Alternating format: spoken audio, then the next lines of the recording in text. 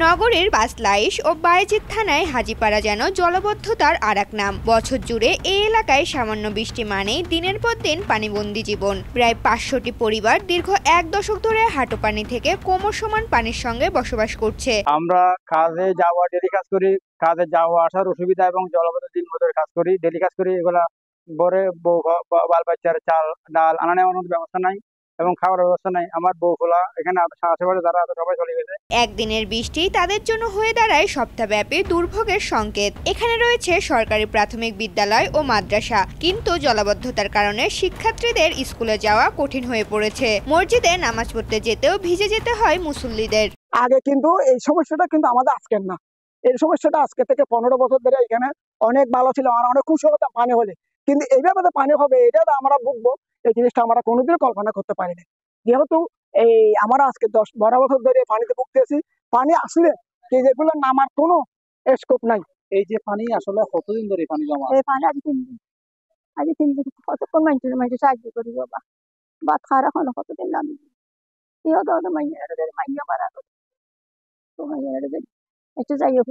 পানিবন্দী এই জীবন যেন চট্টগ্রামের মাঝখানেই এক উপেক্ষিত দ্বীপ। ঝুঁকিপূর্ণ তো আছেই, কবরস্থানে মৃতদেহ নিয়ে যেতেও ভোগান্তি পোহাতে হয়। বিশেষ করে গর্ভবতী নারী ও শিশুদের অবস্থা ভয়াবহ। মুরাদপুর বহাদ্দারাত কোনো পানি নেই, অথচ এই বছর আমাদের এখানে হাজীপাড়া, এটা মুরাদপুরের কাছাকাছি জায়গা, হাজীপাড়া এখন পুরোটাই জলমগ্ন। কি ফাঁকা ঘর, কি মানুষ উপসে যারা গরিব তারা তাদের কর্মসংস্থান কাজে যাইতে পারতেছে না, তারা উপসে কষ্ট পাচ্ছে। অথচ এটা দীর্ঘমেয়াদী পরিকল্পনা আছে কি নেই আমরা জানি না।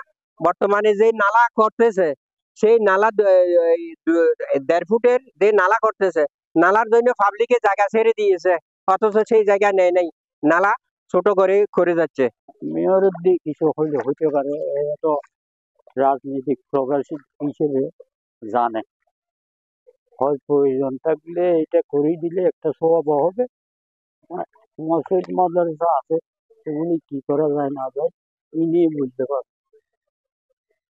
আর সমস্যাটি সবার জন্য, একজনের জন্য না। আপনার এখানে কতজন মানুষ থাকেন বা কত হবে? হ্যাঁ, এখানে তো মাদ্রাসা অনেক ছেলে, আর আলেম কামেলের মধ্যে তো অনেক ছেলে, দাহিলে তো তখন কি করে হয়।